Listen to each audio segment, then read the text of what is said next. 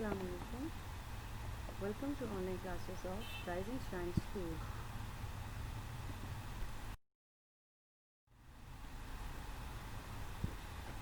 Class 6. I'm your science subject teacher Suraj Zaman, and today we are going to start our fourth lecture.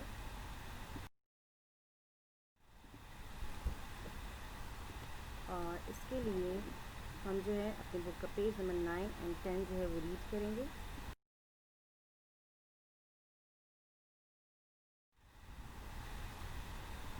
और आज का जो हमारा topic of discussion है chapter 1 science skills में, वो है टॉपिक हैंडलिंग डेटा. कि यानी डेटा आपके पास जब इकट्ठा हो जाए तो उसको हैंडल कैसे करना है.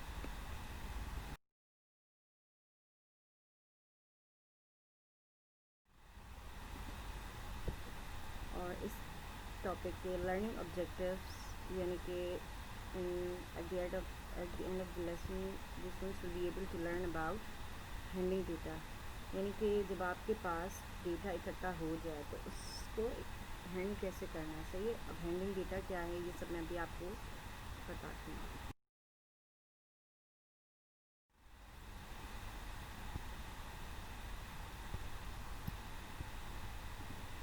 Page number 9 handling data. इसमें हम जो है वो बेसिकली पढ़ने वाले हैं कि डेटा क्या है. सही. तो आपके पास देखिए डेटा क्या होता है कि इंफॉर्मेशन जो होती है ना बहुत सारी, जब हम कोई भी चीज़ ऑब्जर्व करते हैं तो उससे रिलेटेड हमारे पास क्या हो जाती है, इंफॉर्मेशन आती है. सही. और उस इंफॉर्मेशन को जब हम इकट्ठा करते हैं ना अपने पास, तो वो सारी अब वो इंफॉर्मेशन जो है ना किसी भी इवेंट के हवाले से हो सकती है. चाहे वो आपका कोई स्कूल इवेंट है, कोई फंक्शन है, या किसी भी हवाले से वो हो सकता है, या फिर आपके स्कूल में मौजूद स्टूडेंट्स का डेटा हो सकता है. आपके जो है किसी भी हवाले से, चाहे वो किसी शादी के हवाले से कोई भी डेटा हो, यानी कि किसी भी तरह का डेटा हो सकता है. लेकिन साइंस में, अब हम साइंस में डेटा पढ़ें ना, तो साइंस में क्या कहते हैं कि जो साइंटिफिक इन्फॉर्मेशन हमारे पास आती है उसे हम क्या कहते हैं, डेटा. और साइंटिफिक इन्फॉर्मेशन किस फॉर्म में होती है कि हम जब कोई एक्सपेरिमेंट परफॉर्म करते हैं. सही है. जब हम कोई एक्सपेरिमेंट परफॉर्म करते हैं तो उसके लिए ऑब्जर्वेशन जो है वो सबसे पहली चीज़ है कि हम क्या करते हैं, ऑब्जर्व करते हैं. विदाउट ऑब्जर्वेशन कोई भी एक्सपेरिमेंट परफॉर्म नहीं किया जा सकता. सही. ये बात जहन में रखिएगा. बेसिक सबसे पहली चीज़ जो है ना वो क्या है, ऑब्जर्वेशन. जब हम ऑब्जर्व करते हैं चीज़ों को तो उनके हवाले से क्या होता है, हमारे जहन में बहुत सारी चीज़ें इकट्ठा होनी शुरू हो जाती हैं. तो हम उनको ऑब्जर्व करते हैं. सही. और ऑब्जर्व करके क्या करते हैं, अपने पास नोट डाउन करते हैं. तो ये एक तरह से क्या आ रही है, हमारे पास इंफॉर्मेशन इकट्ठी होती जा रही है. तो वो जो इन्फॉर्मेशन हमारे पास इकट्ठी होती जा रही है ना, वो सब उसको हम क्या कहते हैं, ये हमारे पास क्या है, डेटा है. सही है. अब हैंडलिंग डेटा की बात करते हैं कि डेटा हैंडल करना ये ना एक तरह का क्या है, तरीका होता है जिसमें हम डेटा को रिप्रेजेंट कर रहे होते हैं. किस तरह से रिप्रेजेंट करते हैं, यानी कि अगले को दिखाना है ना कि हमारे पास डेटा मौजूद है. भाई हमने काम किया, ये मेरे पास किसका डेटा है. तो अब वो डेटा आप किस तरह से अगले को दिखाएंगे, ग्राफ की फॉर्म में होता है. सही है. तो ग्राफ की फॉर्म में क्यों दे रहे होते हैं, क्योंकि ग्राफ जो है ना वो असल में एक क्लियर आइडिया देता है कि आप क्या बताना चाह रहे हो. सही. तो इसलिए हम जो है हैंडलिंग डेटा कहते हैं. यानी हैंडलिंग डेटा में क्या है, एक ग्राफिकल वे में आप अगले को अपना जो है पॉइंट ऑफ व्यू क्लियर करना चाह रहे होते हैं, ताकि आप जो है ना मज़ीद बहस में ना पड़े. आप उसके सामने डेटा रख दो और आप कहो कि ये है, इस इवेंट का ये डेटा है, अब आप ऑब्जर्व कर लो, देख लो इसमें क्या क्या है. सही.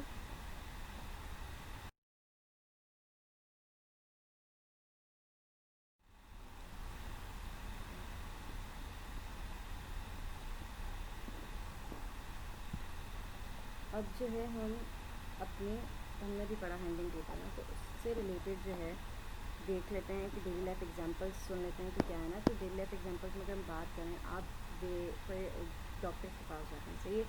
तो डॉक्टर्स क्या करता है, अपने पेशेंट्स का रिकॉर्ड रखता है कि आया मेरे पास कितने पेशेंट्स आए. सही है. किस किस तरह के पेशेंट्स आए, किस बीमारी से रिलेटेड पेशेंट्स आए. तो उनके पास ये सारा डेटा मौजूद होता है. अगर आप हॉस्पिटल्स में जाए ना तो आपको ये सारा डेटा जो उनके मौजूद होते हैं, उन्होंने रखे हुए होते हैं अपने साथ, तो उनके पास मौजूद होता है. सही. इसी तरह से आपकी लाइब्रेरीज़ होती हैं, स्कूल की लाइब्रेरीज़, तो उनका भी डेटा जो है वो एक जगह इकट्ठा रखा जाता है कि आया किस स्टूडेंट ने कौन सी बुक ली थी, कब ली थी. सही. और कितनी बुक्स जो हैं वो इशू की गई हैं. तो ये सारा जो है ना डेटा एक जगह इकट्ठा रखा जाता है. अब इसी तरह से एक और एग्जांपल अगर बात की जाए डेटा के हवाले से, तो आपके स्कूल रिज़ल्ट्स. सही है. आप तमाम स्टूडेंट्स के रिज़ल्ट आता है ना, तो आप लोगों का जो डेटा वो रिज़ल्ट्स जो है वो भी क्या है, एक तरह का आपके रिज़ल्ट्स वो भी डेटा फॉर्म में शो किए जाते हैं ना, यानी आपके जो टेबल बने होते हैं ना रिज़ल्ट में, तो वो क्या है, इस टेबल क्या है, हैंडिंग डेटा में टाइप्स में आ रहा है ना, नज़र आ रहा है, तो ये असल में क्या है, ये सब डेटा की फॉर्म में रखा जाता है। फिर इसी तरह से आप देख सकते हो कि लाइब्रेरीज़ वगैरह का और इन सब का जो है वो आप क्या डेली लाइफ एग्जांपल्स में ये बता सकते हो कि आपके पास ये एग्जांपल है डेटा को हैंडल करने की। सही, और भी बहुत सारे एग्जांपल्स हैं। तो अब हम चले जाते हैं डेटा हैंडलिंग की, इन हैंडलिंग डेटा की टाइप्स की तरफ। क्या है, number 1 tables, bar charts, line graph and pie charts. ये 4 टाइप्स जो हैं वो क्या है, किसी भी डेटा को हैंडल करने के लिए हम करते हैं। इसके अलावा और भी हैं, टॉली चार्ट्स और वो सब, लेकिन बेसिक आपकी बुक में इनको डिस्कस किया है। सही,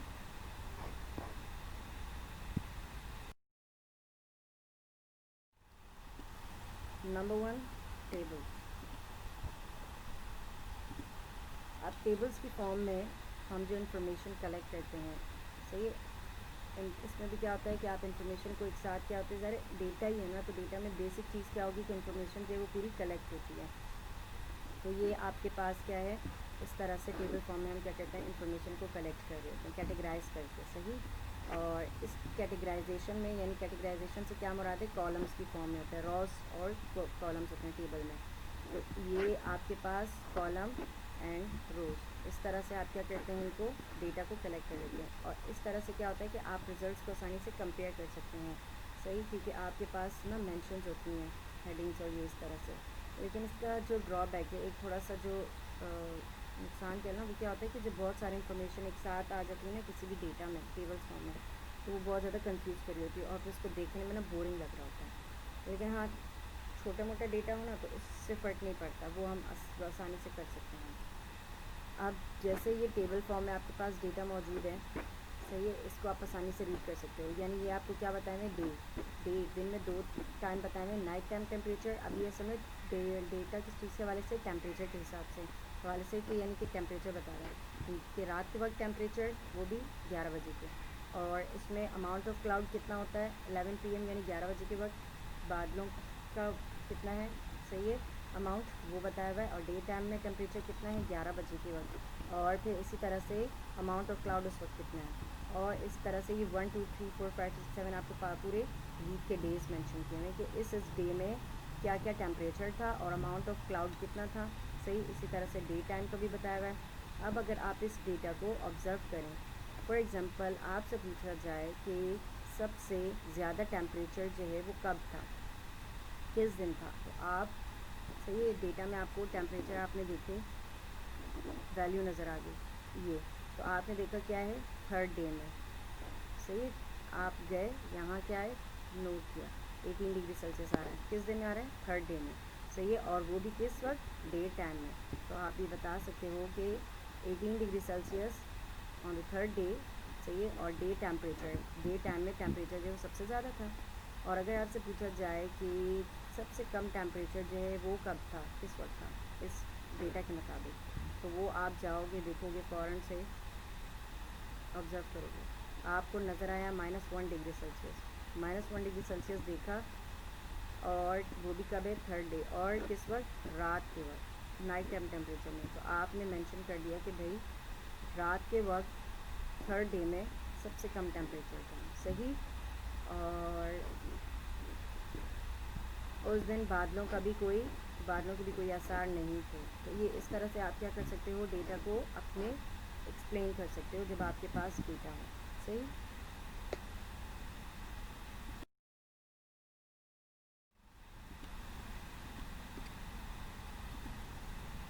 अब बात करते हैं नंबर 2 बार चार्ट्स की।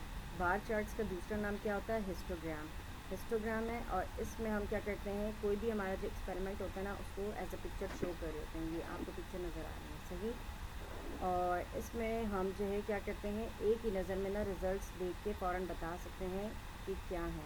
और इसका एडवांटेज क्या होता है, ये हम तब यूज़ कर रहे होते हैं जब हमें न्यूमेरिकली कंपेयर करना हो, यानी कि नंबर्स की फॉर्म में कंपेयर करना हो कि आया ये चीज़ इतनी और ये चीज़ इतनी है, बस बता देना। सही है, फॉर एग्ज़ाम्पल जैसे मैंने एग्ज़ाम्पल ली हुई है कि height of A group of students, अगर आपकी क्लास में मैं पूछ लूँ कि किसकी हाइट कितनी है और डेटा कलेक्ट करूँ सही है। ये मैंने क्या किया, एक डेटा कलेक्ट कर लिया आपकी क्लास के बच्चों का, और उसमें मैं ना हाइट जो है वो मालूम करना चाहती हूँ कि किस बच्चे की कितनी हाइट है। सही है, तो ये उस लिहाज से डेटा कलेक्ट किया गया। तो height of the students in centimetres measure किए, सेंटीमीटर से ये एक यूनिट है मेजर करने की। तो इसमें मैंने ये डेटा कलेक्ट किया और नंबर ऑफ़ स्टूडेंट्स ले लिए कि इतने स्टूडेंट्स जो हैं वो हैं।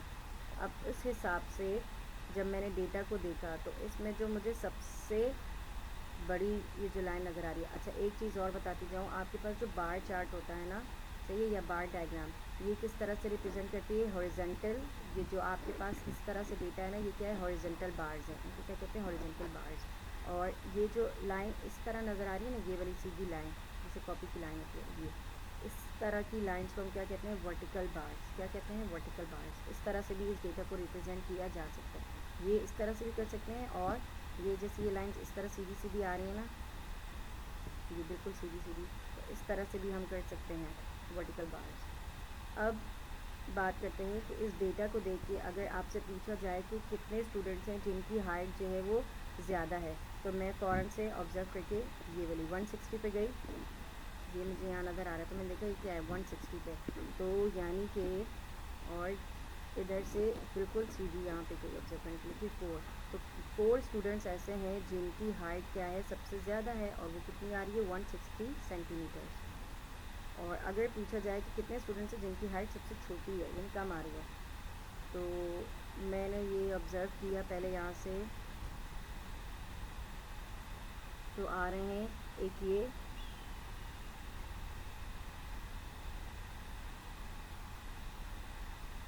तो इससे मुझे पता चला कि आपके पास जो है वो क्या है, ये 1 पे क्या है, नंबर ऑफ़ स्टूडेंट्स आपके पास, यानी 151 जो है ना हाइट ऑफ स्टूडेंट्स है सेंटीमीटर्स में 1। तो इस तरह से हम अपने डेटा को क्या कर रहे होते हैं, एनालाइज कर रहे होते हैं फ़ौरन से। सही है, बार चार्ट को हम क्या कहते हैं, हिस्टोग्राम भी, और इसमें जो है आपका कोई भी एक्सपेरिमेंट जो है वो एज ए पिक्चर आपको शो किया जा रहा होता है, यानी फ़ौरन से बताया जा रहा होता है।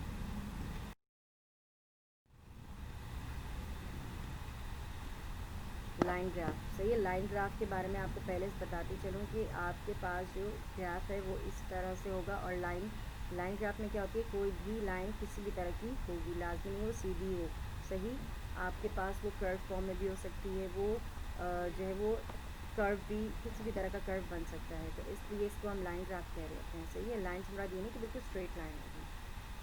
और इसमें भी आप जो है वो एज ए पिक्चर जो है वो रिज़ल्ट शो कर सकते हैं। और इसका जो सबसे बड़ा फ़ायदा है ना, ये कि हम इस ग्राफ में वो वैल्यूज़ भी रीड कर सकते हैं जिनकी मेजरमेंट हमने नहीं ली होती। सही, इस लाइन ग्राफ से हमें ये फ़ायदा हो सकता है कि हम इसमें उन वैल्यूज़ को भी रीड कर सकते हैं जिनकी हमने मेजरमेंट नहीं ली होती है। फॉर एग्ज़ाम्पल, अब आपको चाय दी गई, और चाय जो शुरू में दी गई तो उसका टेम्परेचर ज़ाहिर है शुरू मतलब गर्म थी, शुरू में जब चाय बन गई तो उसका टेम्परेचर बहुत ज़्यादा था।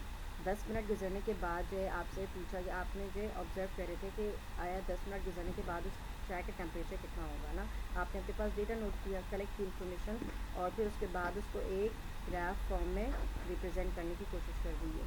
तो ये बताया हुआ टाइम मिनट्स में, ये क्या है, 1 मिनट, 2 मिनट, 3 मिनट्स, 4 मिनट्स, और इस तरह से ऑन 10 मिनट्स तक पहुँचना। यहाँ से आपने टेम्परेचर डिग्री सेल्सियस में बताया हुआ है किसका, चाय का, यानी टी का। अब 0 से लेके आप टेम्परेचर आपने मेंशन कर दिया 70 तक। सही, और ये आपके पास 10 degree Celsius, 20, 30, 40, 50, 60 and 70।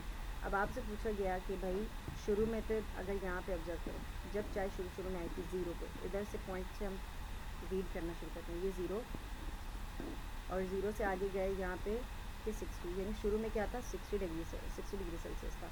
Aahista Aahista Aahista Aahista जैसे जैसे वक्त गुजर रहा है, यहाँ से नोट करो ना, ये आपका वक्त आगे जा रहा है ना, सही है। तो इसी तरह से चाय का टेम्परेचर भी आहिस्ता आहिस्ता क्या होता जा रहा है, गिरता जा रहा है, ये गिरता जा रहा है। 6 मिनट्स में आपके पास, जब 6 मिनट्स यहाँ पे पहुँच गया, अगर ऑब्ज़र्व करो 6 मिनट में, क्योंकि यहाँ पे आते हैं ना, 5 मिनट के बाद ही आपका जो चाय का टेम्परेचर था वो कांस्टेंट होना शुरू हो गया, 20 पे आ गया, और फिर वो एक वक्त आ गया कि 20 ही रहा, यानी कि 10 मिनट्स में आपके चाय का टेम्परेचर 10 मिनट्स तक कितना रहा, 20 डिग्री सेल्सियस रहा। तो इस ग्राफ को देखते हुए अगर आपसे कोई पूछे कि आपकी चाय का टेम्परेचर सबसे पहले शुरू में कितना था, तो आप फ़ौरन से बता सकते हो कितना था, 60 डिग्री सेल्सियस। सही है, 0 मिनट पे। फिर अगर आपसे पूछा जाए कि आपकी चाय का टेम्परेचर कब जो कांस्टेंट होना शुरू हो गया था, तो आप जो है वो देख के बता सकते हो कि यहाँ पे आफ्टर 5 मिनट्स। सही है, अब 5 मिनट्स में आप ये रहा, 5 मिनट्स के बाद आपके चाय का टेम्परेचर क्या होना शुरू हो गया था, कांस्टेंट होना शुरू हो गया था। और 10 मिनट्स में पहुँच के आपके चाय का टेम्परेचर कितना था, बिल्कुल 20 ही था। तो 10 मिनट्स में पहुँच के, तो ये इस तरह से आप क्या कर सकते हो, रीड कर सकते हो वैल्यूज़ को। और मैंने आपसे कहा कि इसमें हम वो वैल्यूज़ भी रीड कर सकते हैं जिनकी हमने मेजरमेंट नहीं ली होती ना। तो यहाँ पे देखो कि टेम्परेचर क्या है, 10 डिग्री सेल्सियस, 20, 30 ना। तो अब यहाँ पे 10 के बाद जब आपके पास आएगा ना, तो ये वाला एक बॉक्स क्या कहलाएगा, 11, और ये 11 हो गया। सही है, 10 बल्कि सॉरी 5 वो है ना, तो 10, 12, 14, 16, 18 एंड देन 20। तो इस तरह से हम क्या कर सकते हैं, टेम्परेचर को रीड कर सकते हैं बीच में। फिर इस तरह से 22, 24, एक बॉक्स जो है वो आपका 2 के बराबर हो गया, इसलिए हम इसकी रीडिंग कर सकते हैं। ग्राफ की रीडिंग जो है वो एक स्केल जो है उसको मेजर करके, तो ये इसको हम क्या करते हैं, स्टैंडर्ड फॉर्म में सेलेक्ट कर लेते हैं और उसके बाद रीड करते हैं। मज़ीद इसकी जो एक्सप्लेनेशन होगी वो आपको नेक्स्ट क्लासेस में डिटेल में बताई जाएगी।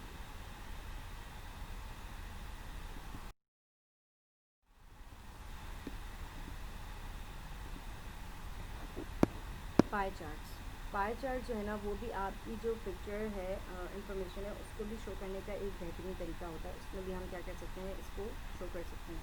लेकिन ये ना एक कहते हैं ओवरऑल जब आपको रिज़ल्ट बताना हो ना, तो उसके लिए आप क्या करते हैं, पाई चार्ट जो है वो बनाते हैं। तो ये असल में समराइज़ करने के लिए यूज़ किया जाता है कि आपको जितना पूरा जो डेटा है ना, उसकी अगर आपने समरी देनी हो तो वो आप किसमें पाई चार्ट की फॉर्म में बता रहे होते हैं, कंपेयर करके कि हमारे इसका इतना रिज़ल्ट था और इसमें इतना इतना है। सही, अब इसमें देखो आपको क्या है, ये एक पूरा पाई की फॉर्म में है ना, इसीलिए इसका नाम क्या रखा हुआ है, पाई चार्ट, पाई से रिजेम्बलेंस की वजह से। और इसमें आपको ये क्या नज़र आए ना, स्लाइसेस नज़र आ रहे हैं ना। तो ये स्लाइस और ये स्लाइस, तो ये जो स्लाइसेस होते हैं ना इस पाई चार्ट के, ये इंडिकेट कर रहे होते हैं आपके पास कोई भी नंबर जो होते हैं ना डेटा फॉर्म में, जो भी नंबर्स आपके पास डेटा फॉर्म में होते हैं उनकी प्रोपोर्शन बता रहे थे, यानी कि कितनी परसेंटेज है।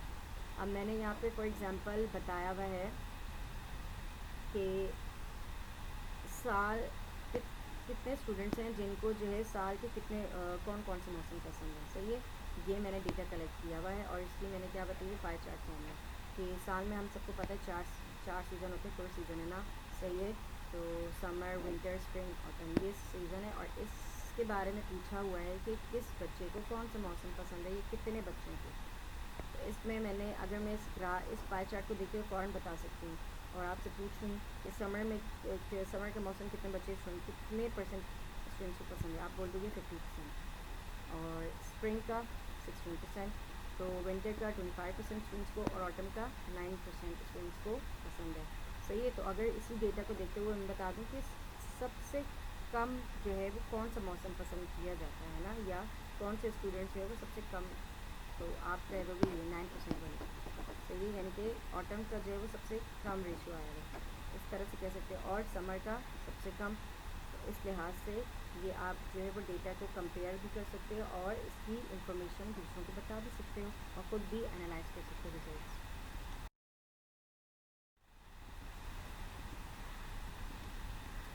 अब देख लेते हैं होमवर्क में हम आपने क्या करना है कि page number 9 and 10 science skills को बहुत अच्छे से रीड करना है। और इसके अलावा मैं आपको क्वेश्चन नंबर 1 एंड 2 जो है इसी डिटेल क्वेश्चन आंसर का दे रही हूँ, आपकी कॉपी में नहीं थे उनकी एग्जाम करना है।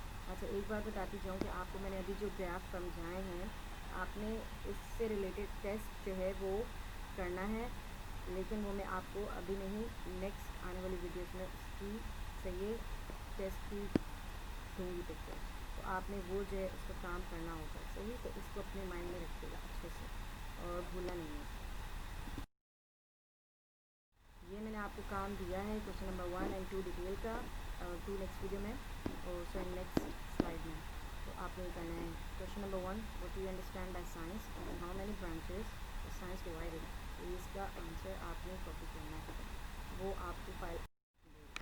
और इसी तरह से डिफाइन बायोलॉजी, और बायोलॉजी की डेफिनेशन में लिखी हुई है, आपने ये करना है। इसके बारे में हम पहले समझ चुके हैं अपने पिछले लेक्चर में, तो इसको करते हुए एक दफ़ा दोबारा देख लीजिए।